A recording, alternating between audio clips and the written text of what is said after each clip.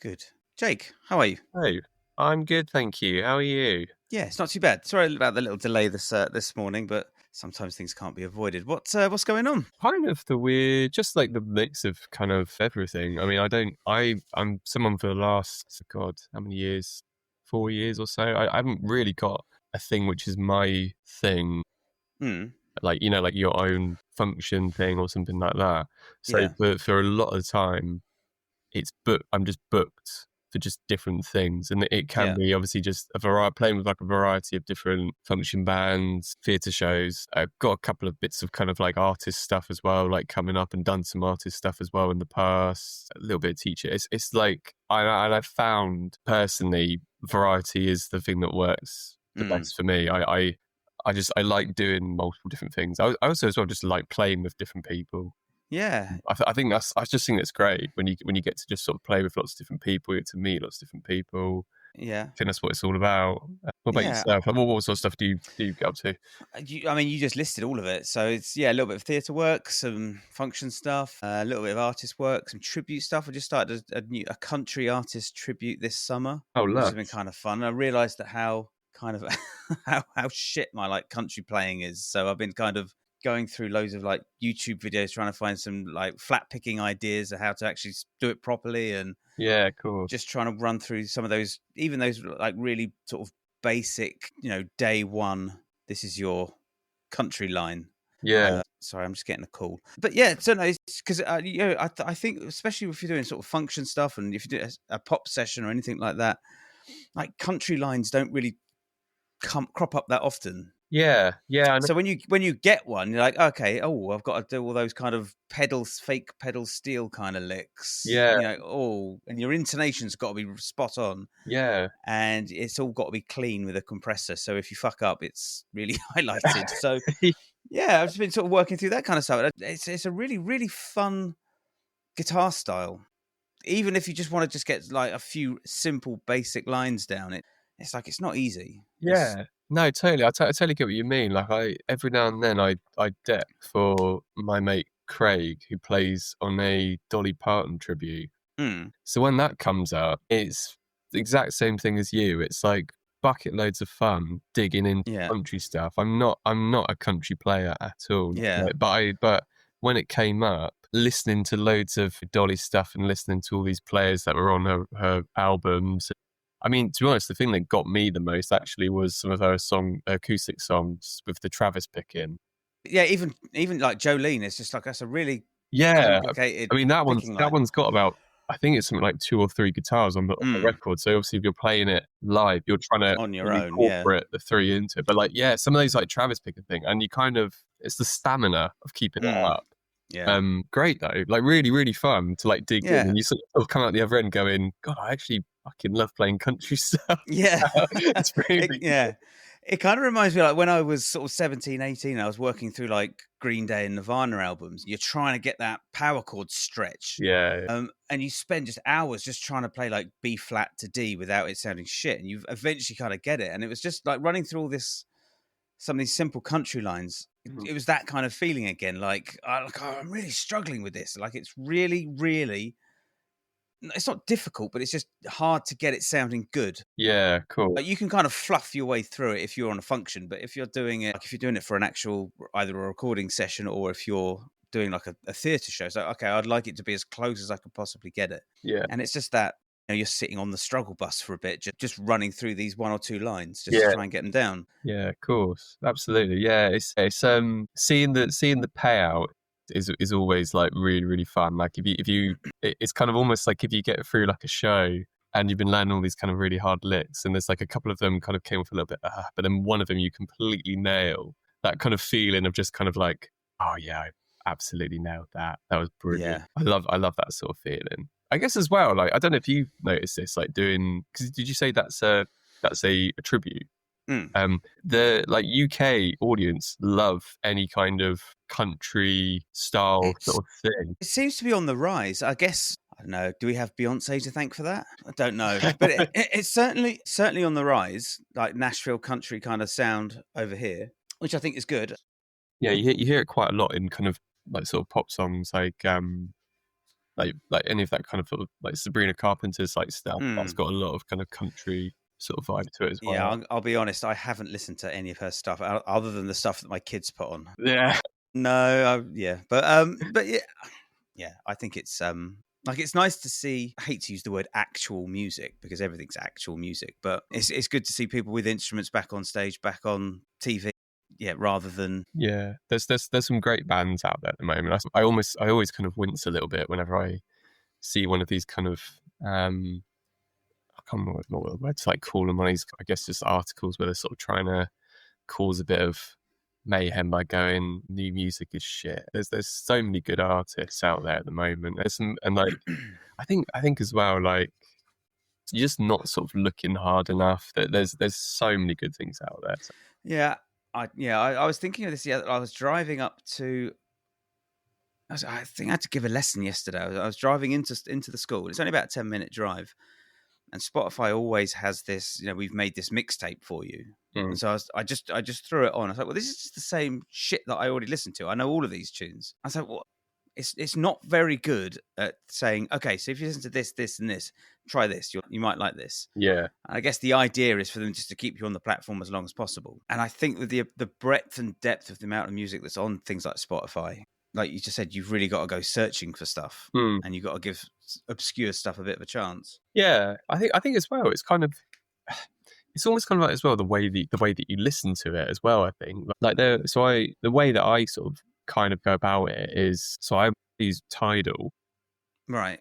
I really recently just started using Tidal in the last few months because I think apparently it pays better. I think I have heard that, and especially since Daniel Ek has invested billions in drone technology or military drone technology, everyone's kind of making the switch, and I'm like, well, I think I probably should too. And apparently, Tidal sounds better as well. I mean, playing it through my car speakers, like maybe I'm just not. I'm not that in tune. I literally play it, and I'm not kind of sat there going, "Wow!" But the 4K is really cutting through. Yeah, on those 8-inch speakers. Yeah, as I'm driving around in my little shit car.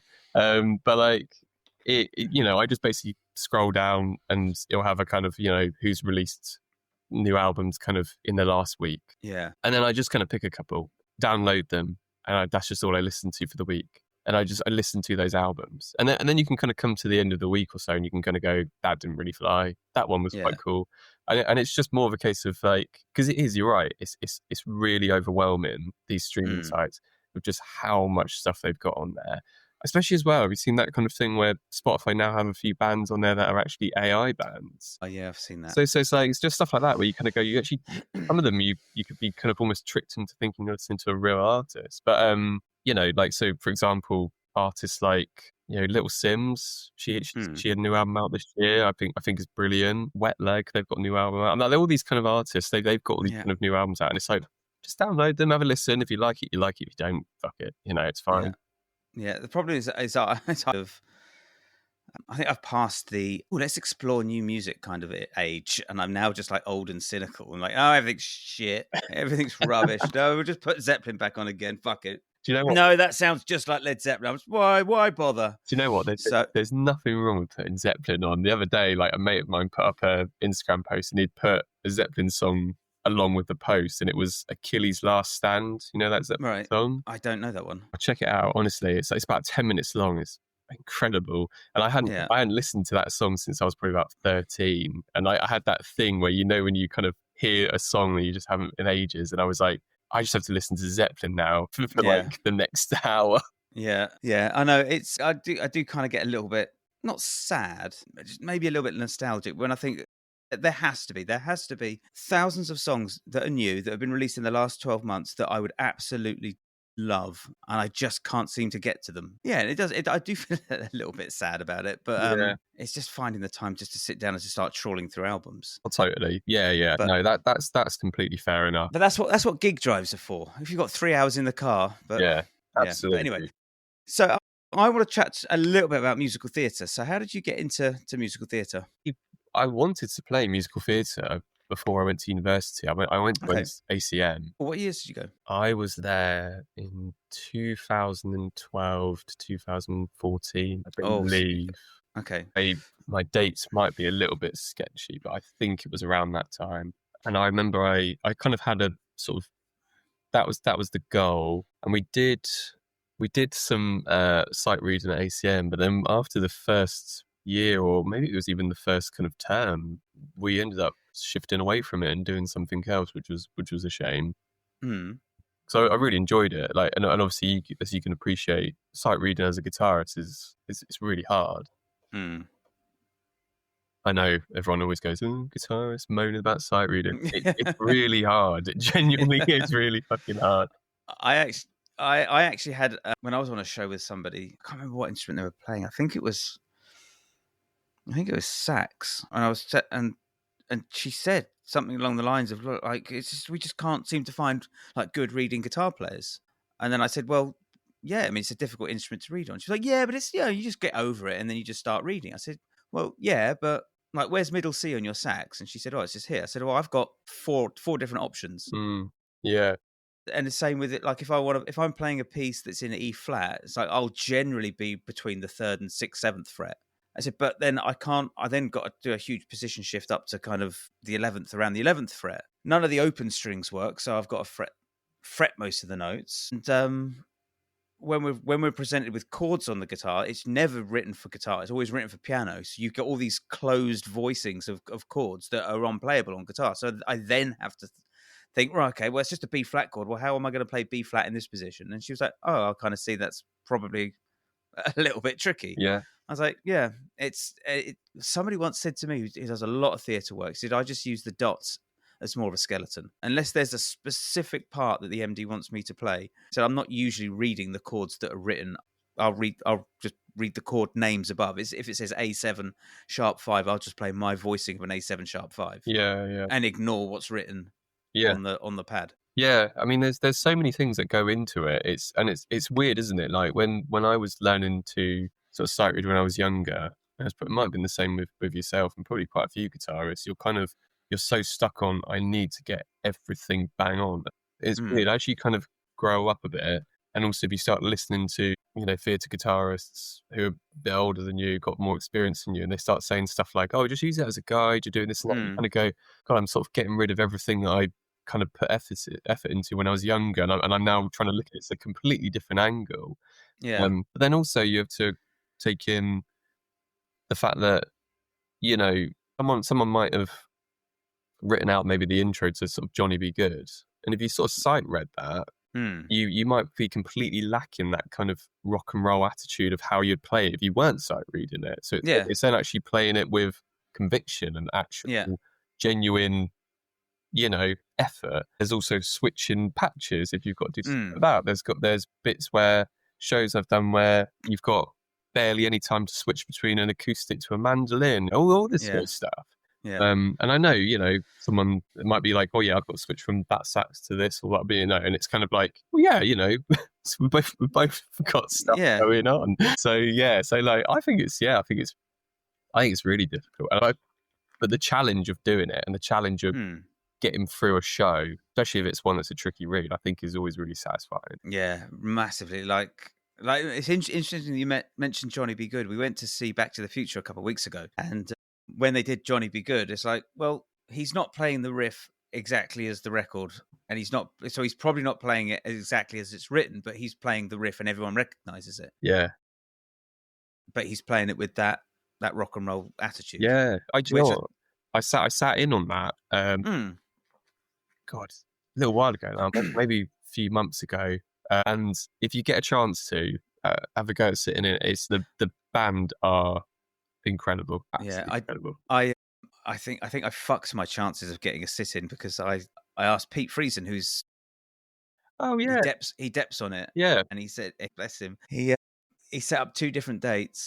The first one I can't remember why I had to cancel. Something happened, and then the second one he said, right, I've got you a sit in. It's with me, and we can't usually get Deps. Deps usually can't arrange a sit-in, and it's on this date. And I was like, I'm going on holiday. And he said, we're going to have to leave it then. And I was like, fuck. Maybe another time. Maybe another time. Give it some space. I'll give it a year, and then yeah. Let that one run for a bit, and then you'll be back again. It'll be fine. Yeah, but I've Like sit-ins, like how do you get the most out of a sit-in? Just explain what a sit-in is as well for anyone that doesn't know. Sit-in is basically just when you get in touch with one of the chair holders, and basically just ask if I can kind of come in the pit and watch the show within the pit environment. How you get the best out of it is, number one, be super friendly. That person, the chair holder who's having you sit in, is, giving you that opportunity. So be really friendly about it. There's a couple of sort of nightmare stories of people sitting in and, just sitting on their phone or not being interested whatsoever. So like, really appreciate that you've got the opportunity to look at a phenomenal group of musicians doing something at the highest level, right? And you have to, and ask questions, if like be interested in what's going on, and also as well, like, listen to what everyone's doing, like really, like, you might be sitting in with the guitarist, but have a listen to what the bass player's doing, look at what the MD's doing. It's like things like that. You can always learn from these different things, and then afterwards, if you are up for it, grab a drink, if they're up for it, and that's like a really good way of just showing that you're interested in kind of what they're doing. I mean, like the majority of people that I've sat in with have been nothing but helpful, and have been really, really, really lovely. Yeah, there's loads of shows going on at the moment. There's quite a few where I've got like some mates who are playing them. So, the show Operation Mincemeat. Lewis, the drummer, I mean, he welcomes sit-ins. He's great. He's very sort of kind of like, if you want the opportunity, have a look, have a watch of it. They're just great learning experiences, and I did a lot of that when I was in ACM. So when you're 18 years old, especially, you're like, yeah. Have you sat in on many yourself? Have you? I'd sat in on Clueless with John Gregson, which was really good. I wasn't in the pit. They kind of put me in the bowels of the theatre, but there was a monitor, and I had my own ear mix and everything. I did Book of Mormon with Tommy, and I think the other one was The Drifters, and I'm trying to get one with Adam Goldsmith on Starlight Express. Nice. So yeah, it's like it's kind of a strange thing, because I was never told about, like, when I was at the ACM, like the theatre thing was never really pushed to us. It was mentioned because Pete Callard was one of the teachers. Everyone was saying, look, if you want to do the pit work, or if you want to do reading, then there's a whole world of West End pit gigs, and that's what Pete does. But that was it. It was just mentioned once briefly in one of the lessons. It was never really, like, we weren't told about sit-ins. We weren't told about, or we weren't given pads. We were just given like usually jazz standards to kind of read through. And yeah, I felt that whole world was like brand new to me when I started. When did I start doing this? 2 years ago. Right. Okay. So it was just kind of like sitting. I was like, what's a sit-in? Yeah. So I do feel a little bit kind of like I started 20 years too late, but oh no, honestly, the fact that you're doing it, and that you're starting whatever is the key. Do you know what I mean? Like shake off the fucking like 20 years thing. That's irrelevant. The fact that you like are showing up and trying, that's the key. That will always be the key thing. I mean, I to be fair, I only heard about it in ACM as well. Maybe sit-ins weren't as popular, I don't know, but I remember the way that I did the sit-in thing, and when I think about it now, it's probably quite cheesy, but I hand wrote letters to each guitarist on the show, and then went into London one day and handed them all off to each stage door, right? Because in my head I thought, if I send an email, it will probably just end up in this sort of junk email. Yeah. So my kind of thought process was, well, if I write a letter, surely they can't ignore a letter. And to be fair, it was actually weirdly successful. It was like, I think a handwritten letter is actually quite nice. I think yeah, well, that's what I thought. Yeah, I kind of thought, like, how can you ignore a poor little guy with handwritten letters? No, I just thought to myself, just junk, like, these guys get emails all the time. They probably, get tons of people saying, "Can I come sit in?" And I just thought, I wonder if a handwritten letter might sort of just stick out. It's more personal. Yeah, stick out a bit more. And it was really good. I got to sit in on quite a few of them. I sat in with Adam actually during that time, and that was when he was on the what was it called? Beautiful, the Carole King story. Which now in hindsight, now the fact that at the time I didn't used to listen to Carole King and now I love her, I really would like seen. Yeah, that's my mum used to play that album Tapestry relentlessly when I was a kid. Yeah, oh, it's amazing, absolutely amazing. And so, what shows have you got coming up? At the moment, actually, so not any at the moment. I sort of haven't really got anything kind of booked in, but the stuff that I've done really recently. What stuff have I done recently? I did a little short run not that long ago of Rock of Ages with Alex Ward. Yeah, nice, beast of a player.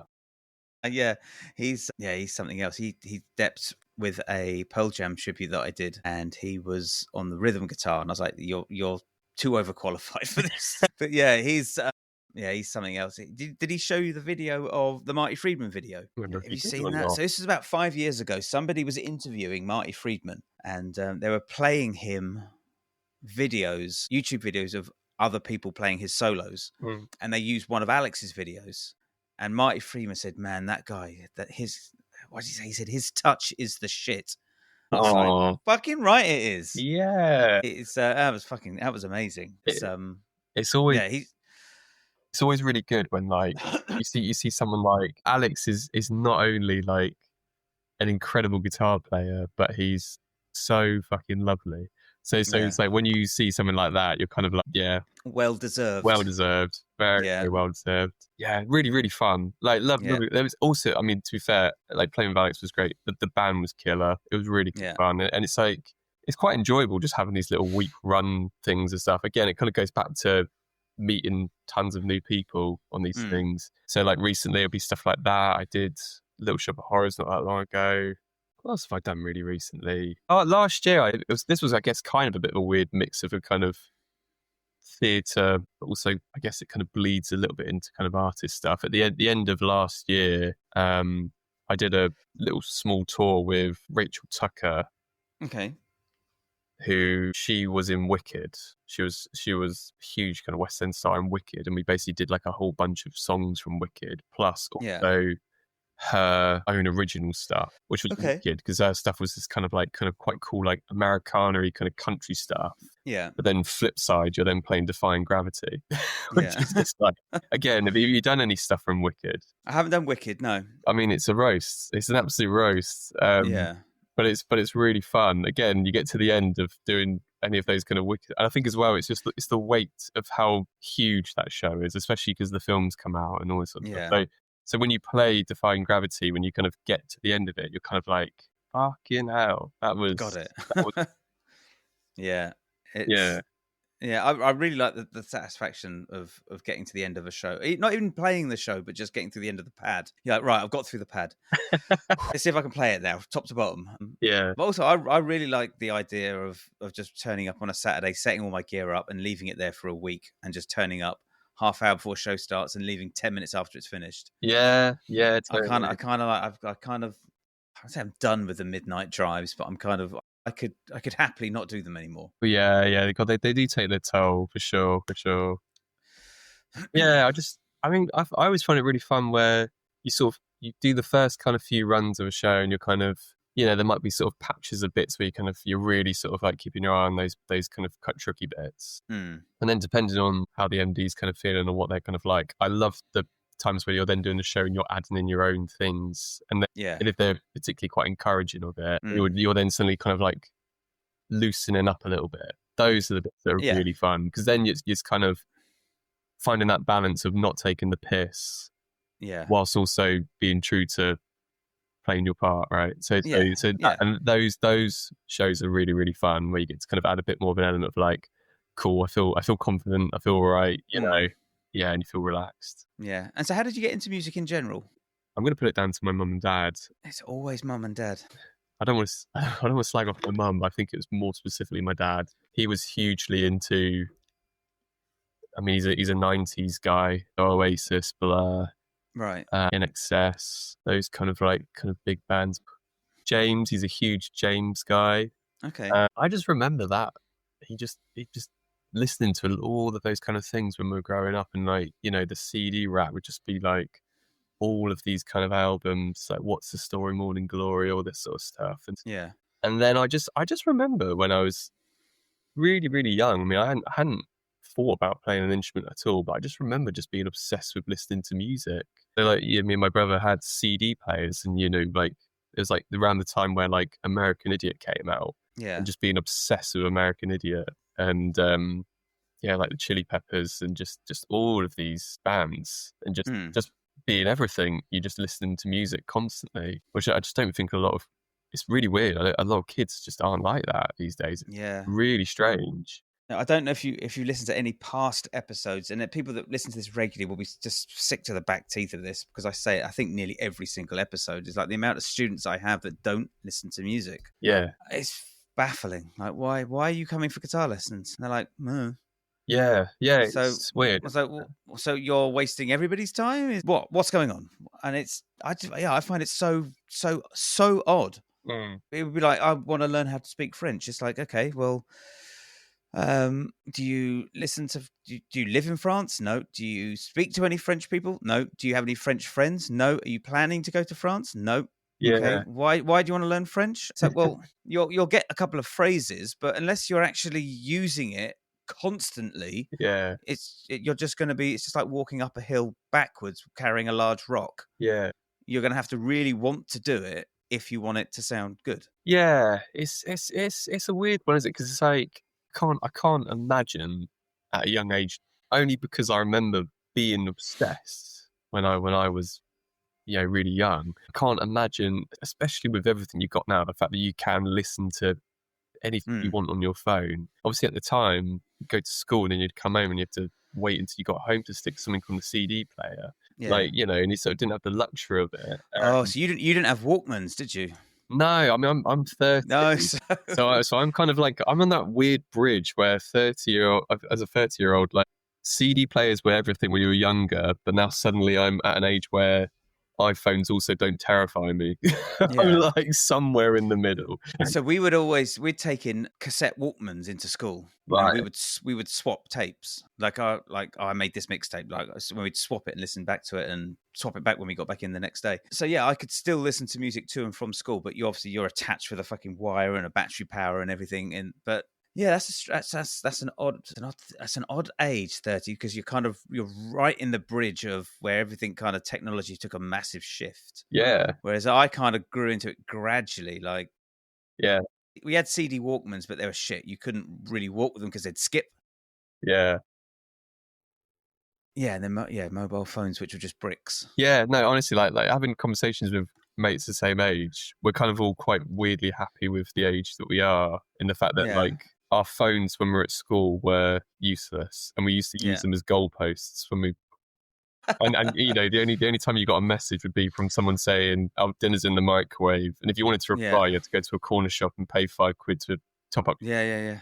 I can't imagine being 13 and carrying one of these around in school. I would just be fucked. Yeah. I think the school's like, because my daughter's 13, nearly 14, and I teach in a high school. And both the two schools, my daughter's school and the high school I teach in, it's like phones. You're not allowed phones. You can have them with you, but you're not allowed to turn them on. You can't take them out. You can't be seen with them. So you can like put them in your bag and turn them off. And she's even like my daughter, when she goes to school, she won't dare turn her phone on in case she gets a message or a call, because if that happens, then she gets a detention. She doesn't want that. Oh, fair. So they are kind of. That those two schools in particular, they're on top of things, I think. But yeah, I've heard horror stories of kids like with their phones in school, and Yeah. it's No. like let's just give them a break. Yeah, totally. But that's it. Kind of goes back to like, yeah, like I've had sort of students where I've sort of same thing as you. I've said sort of like, what do you like listening to? And they've kind of been a bit like, I don't know. And I'll even sort of sum it down to like, what was on your last Spotify Wrapped? Literally your phone has actually combined what you were listening to that year, so you can actually narrow I've it never down. asked that. So that can be like a way of being like, literally your phone's telling you what you've listened to. Yeah, It'll still be just the most random stuff. But it's kind of like, it's not all is lost. Like there's a couple of times where I think it's just a case of like some kids just haven't reached that point yet where they haven't been introduced to certain things that have kind of made them go, oh, and it's nice being the person who introduces someone to that. That's really cool. yeah. But yeah, it can be sometimes a bit like, wow, I can't believe you don't like music. Yeah, That's yeah, so bizarre. yeah. Um, It's. I mean, this is the last time I mentioned my daughter, but we started off on piano lessons when she was about 5 or 6, and she just never took to it. She never took to doing the grades. She never really took to doing formal lessons. Even when I sort of relaxed the lessons and I said to the teacher, look, we'll just forget the grades thing. Just teach her songs. And she still just wasn't that interested. I don't know. Maybe she just had a bad teacher. Maybe she just wasn't of that age, but I would see the way she listened to music, and she would listen to music the same way that I listen to music, like very intensely. I've gone through her phone. She's got a huge fucking list of albums and artists that she listens to frequently. And so I said to my wife, it's like, she's not taking it. She's not doing the lessons. She's not doing any practice. She's not doing anything. And my wife was like, no, we have to keep. I was like, if we keep forcing her, she's just going to resent it and she's just going to push back. I said, let's just leave her to her own devices for, I don't know, a year or two. And she, every now and again, she's now started to come home. She'll just start sitting at the piano, just playing stuff like old, like pre-grade 1 pieces from like the kids' book 1, a piano in a day, whatever. And she's had a guitar since she was about 5. And only in the last sort of couple of months, she started to pick it up. I've tuned it for her. She's sitting, and I can hear her playing it in a room. She then came down. She said, I want a new guitar because the one I've got is pink and I don't like pink. And it's a little half size or yeah. 3/4 electric. I said, right, show me how to play. And I gave her a list of songs, like, learn how to play those songs, come back, and then we'll talk. And just from just leaving her, just because I could see how she listened to music, she's going to make the connection between the music she listens to and the 2 instruments that we've got in the house that she has easy access to. And it just kind of came together. Oh, that's good. That's good that it kind of happened on her terms and sort of just naturally and kind of organically. Because I think you're right. I think a lot of times if you're quite forceful about it, it can cause quite a sort of like negative effect, can't it?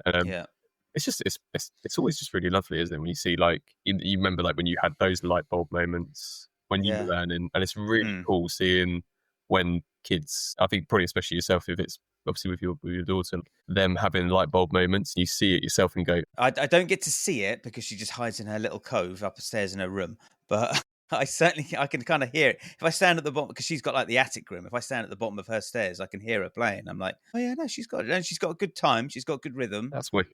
Which I think is the hardest thing to try and teach people. If they come in and they've got no concept of rhythm or time, it's like, this is going to be a struggle. Yeah, no, for sure. Yeah. So that's what I was going to, because I love asking people this. If you get a student, they come in and they're struggling with rhythm, time, keeping in time, not necessarily to a click, but just to themselves. How do you deal with that? I mean, I think the number one thing for me has always been it's number one, I think it's trying to find a song that they really enjoy that you can use to help them with. Trying to get any student to learn anything that they don't like and trying to get better at something they don't like will eventually lead to them just completely not having any kind of love for it at all. I mean, you could take something literally like Wonderwall, for example.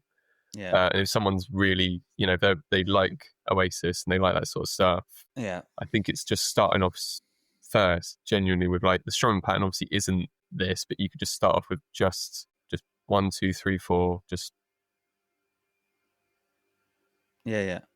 and just really trying to like start so slow and then maybe like breaking up to the next level above, and just like it's a weird mixture of like kind of patience, picking the right thing, and I mean honestly just maybe keeping your fingers crossed. Yeah. I honestly think it's that. I mean, I'm not an expert either. I mean, like, I guess that's the weird thing with teaching is that you are also learning at the same time. I mean, sometimes you come out of lessons, you kind of go a bit like, oh, maybe I could have done that a bit better myself. Do you know what I mean? And you kind of come away sometimes like, maybe that wasn't the best way of approaching that. Yeah, I mean, for me, Wonderwall is a really tricky piece anyway, because you've got the arrangement is difficult, particularly for a beginner, because you've got I think you've got 3 sections, and then it's quite upbeat. The pattern, the rhythm, the groove of it is kind of tricky. There's a lot of upstrokes, but like you're right, you could break it in just simple crotchets. Now just do 16th notes, constant 16ths, da, da, da, da, da, and that kind of gets them into the groove of it. And then you're like, now what you've got to do is you now got to start removing strums to try and mimic what you hear.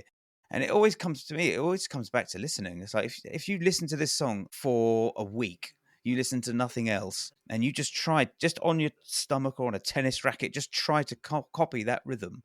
By the time you get the guitar in your hands, you've done most of the work. Yeah, I think also as well, when it comes to sort of like when you reach with some students where they're now into kind of sort of doing those kind of strummy songs, and like they can be the real tricky one because it's kind of loads of different things. Like you said, it's like the rhythm of kind of, you know, sitting with the rhythm of it. It could be like changing between different chords, things like that. Two things that have worked for me sometimes in the past is if there's a particular thing with the strumming, is actually just to remove doing two things at basically your two hands. So Yeah. just having this hand here, your fretting hand, just laid across the string, so it's just muting them all. Yeah. Just focus on what this hand's doing over here, and it will obviously be playing the muted strings, but you can get them to go like, it's quite nice to just focus on that.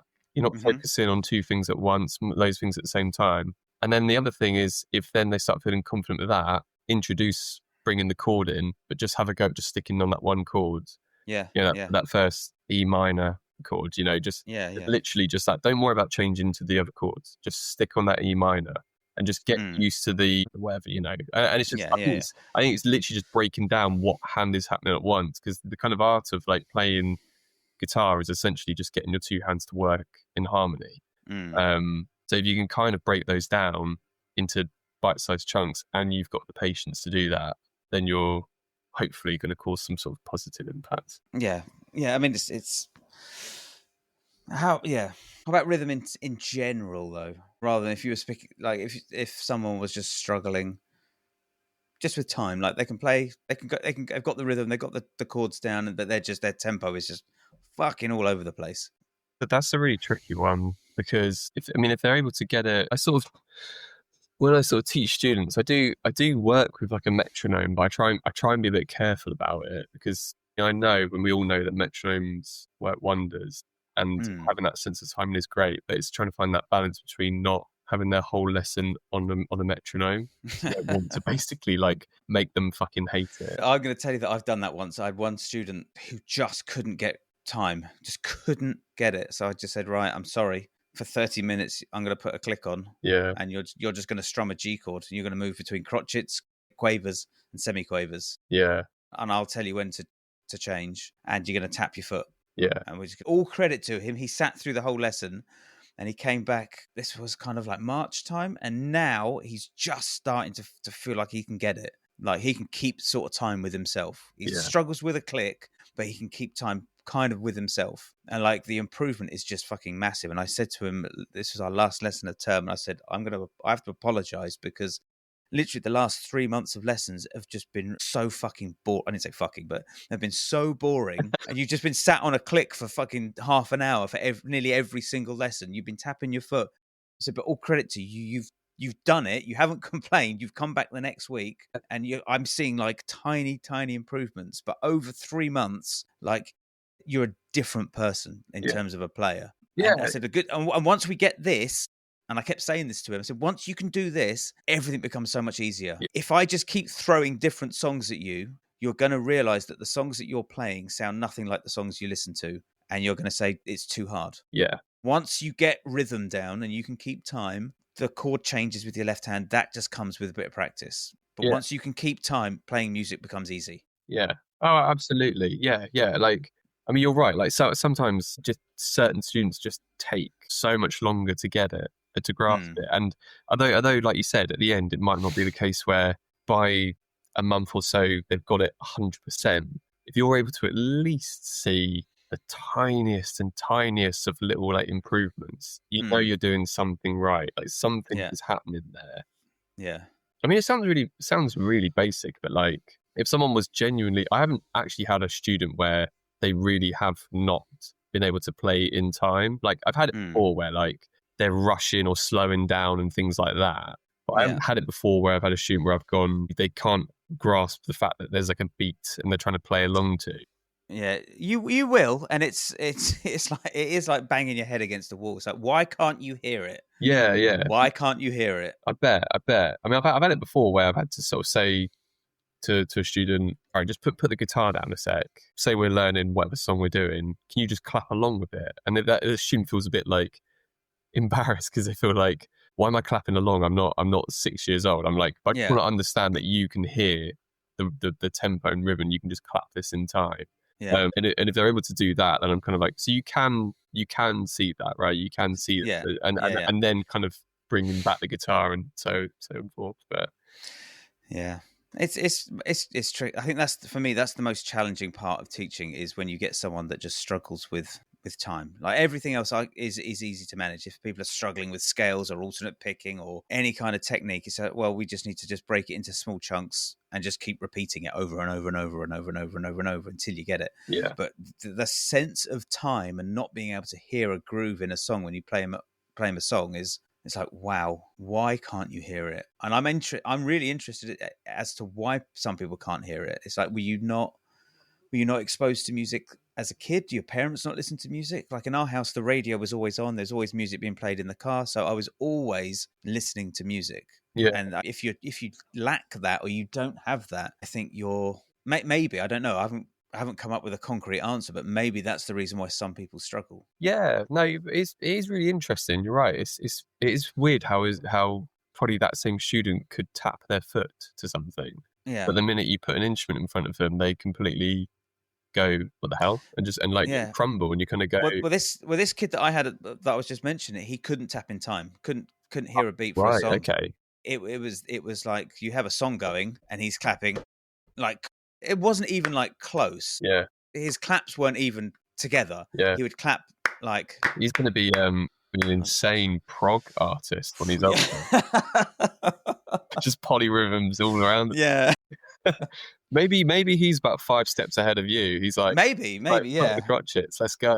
He's like a musical savant. I just Yeah. can't keep up. You're sat there going like, oh God, I'm teaching a prodigy here. This is what's Yeah. going on. It was, yeah, but it's great when things like you mentioned earlier about penny drop moments, when those things happen, when you see those things happen, you're like, that's why I like doing what I do. Yeah. No, yeah, it makes it all worthwhile. Like you can sit through certain sort of struggles. I mean, I count myself lucky. Like I teach in a school up in Notting Hill, quite a newish job at the beginning of this year, just 1 day a week, but all the students are absolutely killer. Yeah. And the music department's really good. That makes it so much more worth it. Yeah. Just seeing like people come in each week, and between one lesson to the next, they've gone out their way to learn a song, and they come in and go, can I show you the song I'm working on? And you're just like, Yeah, absolutely, please do. absolutely you can. Yeah. Like I once had a parent email me in, and she said, look, I'm really sorry. Look, the song that you gave him to do, that you wrote out in his book, he hasn't done it, but he's been learning a different song that he heard. She's like, look, and I don't know if parents think that I have this regimented curriculum that everyone sticks to, but she's like, I'm really sorry. I was like, and I said, I would much rather him go off, find a song he likes, learn it, come in and show me, than him learn a song that I've given, because I just give him songs that I think will be useful for him. yeah, I said, 100 times out of 100, I will want them to do that. If he comes in, he gets excited about it, and he said, this is the song I've learned. I heard it on the radio, but Dad played it. I was in the car and I learned it, and here it is. I'm like, that's probably 4 or 5 skills that you're utilizing. Like, yeah, you're listening to a song, you're going out, you're searching for it, you're probably finding some kind of a chord chart. You then got to listen to the song in like a different way. Like, how do I insert the rhythm in this? And then you got to come in and show me and perform it. yeah. It's like, that's fucking amazing. Yeah. And it's doing more of that, please. Yeah, absolutely. And it's like it's coming in with just that passion that you had when you were, say, learning Guns N' Roses tune. Yeah. And you're kind of like, God, I just really want to learn it. I really, really want to learn this song. And it's for nothing but yourself. Yeah. And when you sort of see that and you're like, you're not learning it for a gig, you're not learning it to a thing or whatever. You're learning it because you want to play that slash solo. Yeah. And you're kind of like, absolutely. Yes, you can. Please, yeah. So let's. We can't go before we don't talk about your practicing. What does practice look like for you today or these days? Yeah, I was thinking about this quite a lot because I listened to your podcast, and when you sort of had this booked in, I was thinking to myself, kind of like, what I better do some practice. Yeah, I was thinking, I just pick up a guitar. God, I suck. Do you know what? It's a bit of a kind of weird answer, but like for me, that kind of thing of like always getting better is actually down to making sure my head is fine. Yeah. I'm a better musician and I'm a better guitarist if my head's good. And I was thinking about this a lot because I've had a bit of a patchy relationship with guitar probably since a little bit before COVID. Like, although I've been playing guitar in gigging and earning from playing guitar since I was about 17 and loved it, and obviously went to ACM and all this sort of stuff. And I remember feeling like, we all get into kind of ruts and things. I remember feeling that maybe about a year or so before COVID. And then obviously when COVID happened, we were all practicing like fucking madmen. I don't know about you. well, you say that, like, okay. I was practicing, but then I remember I was practicing a lot at first, but then I think as it went on, and it was like other people were back to either working online or getting their kind of 80%, and yet anyone who was in the arts was not getting any kind of, well, when are my gigs happening, things like that. Yeah. And then it started to be like, oh, you're a musician, maybe you should retrain as something else. Fuck that. I do remember thinking, I can't believe I've sort of lost kind of, what am I supposed to do? Yeah, and I remember feeling quite lost, if I'm being honest with you, throughout the whole of that. And actually finding it really difficult to pick up a guitar because I just was like, what am I playing for? Yeah. And my relationship with actually playing guitar, like, really, like, took a bit of a hit. And you're right. I bet some people thrived during it and was like, I've got all the time in the world, I'm going to practice my ass off. I really struggled with it, if I'm being honest with you. And I remember even when we kind of came out of it, we first started doing gigs, I remember thinking the first gig, oh, I can't wait to finally do a gig. And I remember even driving home and thinking, for some reason, that just didn't land great. And I remember feeling so bummed out and really confused about it. And so, to be honest with you, from then to like now, the biggest things I've been working on, and I'm kind of happy to say that I am way, way better, is actually working on my head, but also working to just enjoy being a guitarist. Like, I think we all enjoy being a musician. When you start doing it for a living, when it starts being the thing that you have to get the gig to pay the rent, to earn this, to do that, your relationship with it can become quite weird sometimes. You think of everything as work. And it's interesting, we're having a conversation about teaching and like a student coming and wanting to play a song just because they want to play it. It's trying to reconnect with that, to be honest with you, and why I picked it up in the first place. That's been the biggest thing that I've been working on since we got out of sort of COVID. Yeah. And also playing gigs out of my comfort zone, that kind of thing. And actually pushing yourself and coming out the other end and going, yeah, that was great. That was really good. And that's been the key things for me. Okay. Personally, yeah. Okay. I mean, I really enjoyed the time I had during lockdown, and I think I made some really good progress during it. And in fact, Alex and I would send each other little videos like, I've just come up with this line, what do you think of this? I've just come up with this line, what do you think of this? Oh, that's pretty sweet. That's pretty cool. Oh, that's really tasty. So I kind of enjoyed it, and it was kind of nice because both my wife and both my kids were off as well. And I just remember it being a lovely summer, like from April all the way through to whenever they went back to school. It was just, weather was great, and we had like barbecues in the garden. We just had lots of family dinners, and I just remember really, really enjoying it. Yeah. And I kind of got a taste of what life could be like. Yeah. If we, but that first. But I do know I know a few people who quit music because of it when they saw how musicians were treated, like you said, retrained to do something else, work in IT. And I know a few people that just like, I'm just done with it. I'm out. I'm going to do something else. Yeah. So I do get that. Yeah. No. I mean, don't get me wrong. I had the exact same feeling as well when it first happened. That summer was amazing, and you're sort of sat there going, "This is new. This is crazy. This is nice. This is weird." When the weather got shit, and we weren't doing anything. When we had the Christmas lockdown, it's like, well, this fucking blows. Yeah. That was when it really hit me, and I remember just being like, "Oh, this isn't cool anymore. This is really lame." And I just, I don't know. And I think I do think it is a really, maybe I'm getting too deep, to be honest with you, but whatever. But like, when you do music for a job, full time as a job, like in comparison to what it was when you were 13 or whatever age you were, and you were just playing Red Hot Chili Pepper songs because you loved it. Yeah. That is such a change in kind of, the pressure that you put on yourself sometimes to, always have that next gig and do all that. I just remember thinking, I have to remember why I'm doing this. Yeah. It's because I love playing the guitar, Yeah.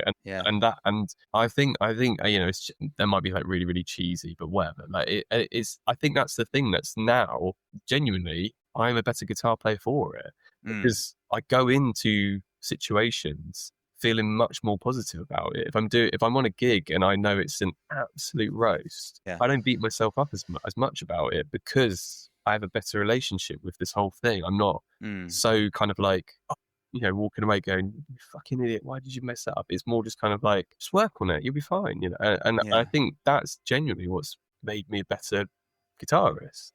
Yeah.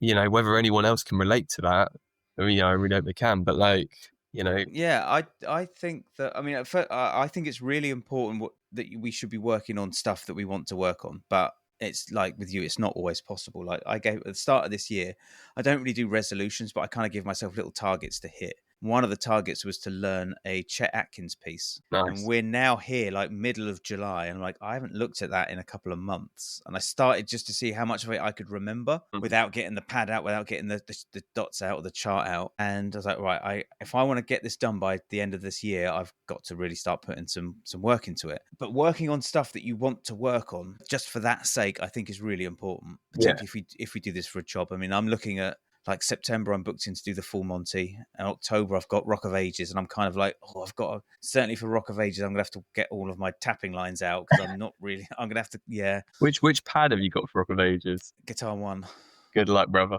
Yeah. Do you know who's the best person to ask about? Alex. Yeah. Alex. It was actually Alex that put me forward for it. He got asked to do it, and he's like, obviously got something else going on. Yeah. But yeah, when I had to look at the first couple of tunes. The thing that I find with that pad is when you look at the dots, you're like, there's so many little chord inversions and inflections and suspensions and slashes, and I kind of go, let me just have a listen to the song. I'm like, it's just A to D with just lots of little vampy embellishment things. So long as I play it with a bit of attitude, turn the chorus pedal on, I think I'll be all right. It's just so long as, just Van Halen the shit out of it. Yeah. But yeah, I know there's that one solo in the opening with, it just said like tapping arpeggios, and I listened to the original recording. I'm like, okay, I don't think I'll do that. I think I'll do my own thing. But you got buckets of time. I mean, like that's the thing. It's just like you learn so much from doing like that sort of thing. Alex, bless him. I think he was just being really generous, because I had pad 2, so mine was mainly like rhythm stuff, and he'd be like, "Nah, you've got all the really exposed bits. Pad 2's way harder." Yeah, I was right, like, mate. Alex, fuck off. Like, it's Guitar One's where it's at, man. Come on. Yeah. Nah, he's good egg. Yeah, like, learning stuff for the sake of learning stuff. yeah, that is it. I mean, I am think doing that too. I mean, this year, one thing I've always really wanted to learn is slide guitar and really push some stuff out. So that's something that's the kind of thing that you're talking about, where it's like learning something for the sake of it. Because that kind of comes back to what I was saying. Sometimes you get into these things where the only time you're picking up your instrument is because you're prepping for something. Yeah. And that was happening quite a lot at some point. And, on one hand, you can look at it and go, brilliant, you're busy, great. Yeah. On the other hand, why aren't you learning something for the sake of it? Why aren't you just pick it, that song that you really love, or you deep dived into a Michael Jackson album, if you want to pick some of those popping lines. Yeah. Like, just spend some time doing that. Come back and be like, was that for anything? Nope, it was just for me. But I got it down. Yeah, and I think that is so important, and I wasn't doing that as much, which I think obviously kind of then relates to you kind of just seeing it all as work, and you have to see it for what it is, which is, I'm a musician and I really enjoy playing guitar. So yeah. But I think doing that, like just learning stuff for pads, just learning stuff for gigs, just learning stuff for sessions or whatever, it then feeds back into itself, and you're just in this repetitive loop of just playing stuff. First of all, that you probably don't really want to listen to. Like there aren't many pads that I've gone through. There certainly aren't many function songs that I listen to for pleasure. Yeah. So you're just in this loop of just learning stuff for the sake of learning it for a gig and a show. But when you start, like for me, I think it's a great exercise just to put something on that I love listening to, and see if I can, how much of it can I work out without any dots. Like, and you said like slide. My slide playing is shit, but I've got a Strat set up there with 13s with quite high action. But if ever I get a slide thing in, it's just there. But I never practice it. Yeah, yeah. And I should. One thing as a kind of thing that I like working on quite a lot is phrasing. Mm.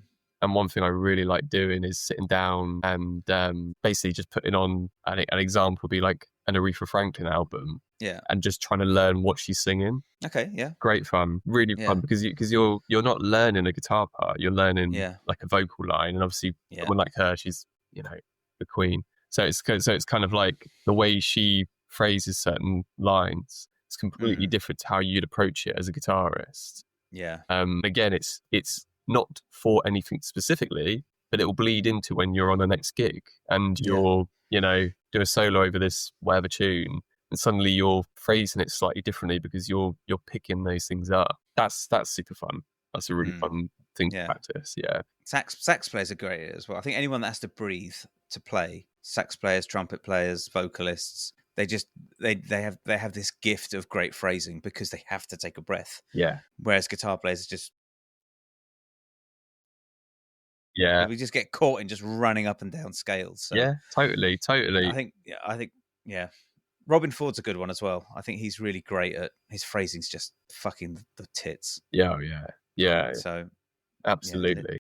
It all comes back to listening. Like if you really want to get better, the more you listen to, I think the better you get. And like you said, it bleeds into your playing. Even if you're not working stuff out, if you just listen intently to stuff, like how is he phrasing that? Not necessarily what the notes, just what's the phrasing of.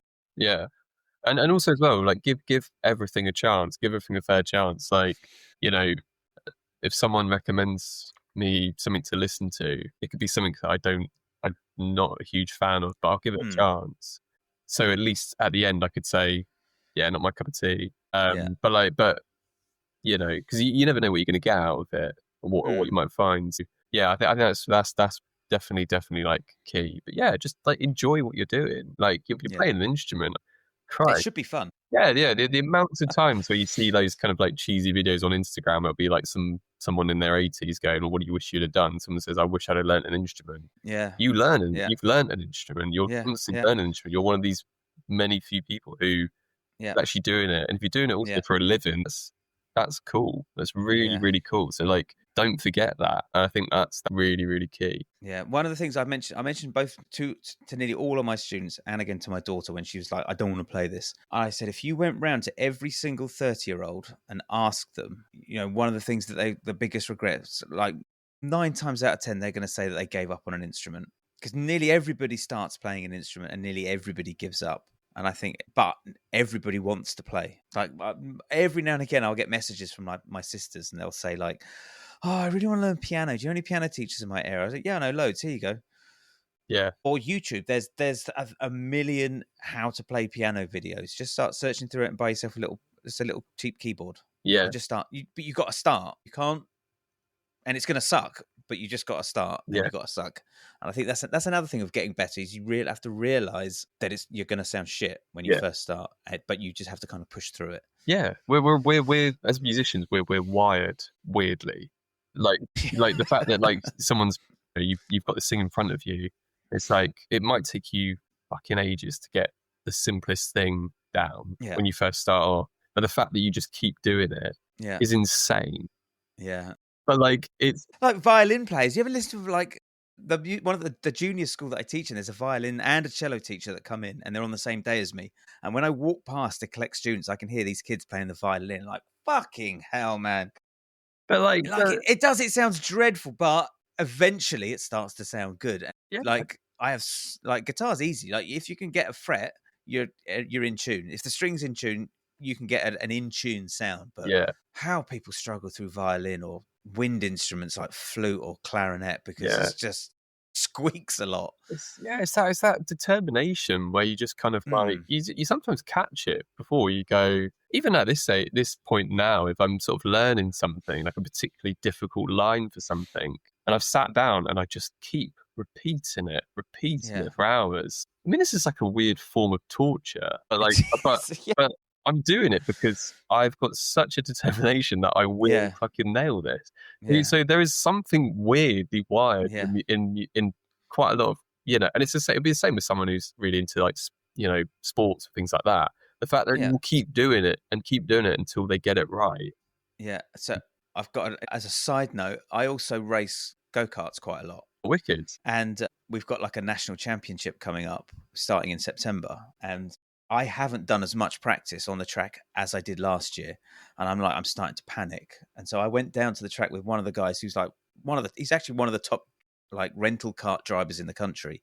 I'm really fortunate that he's a local at my track. And I'm like, look, I'm fucking up this entry. I'm fucking up the exit coming out of here. And he's not a musician, but what I want from him is I want you to pinpoint exactly what I need to do and where I need, and I will just fucking drive it until I do it. Yeah. And it's absolutely no different. If I've got a 251 line that I've got to get down, I will just run it for fucking hours. Yeah. Until it starts to sound not shit. Yeah. And I don't know if maybe he's wired that way and he would do the same thing, but I want like specific instructions. Yeah, yeah. And I'll drill it. I will just keep drilling it if I have to go down 10, 15, 20 times, I will just focus on that one specific corner.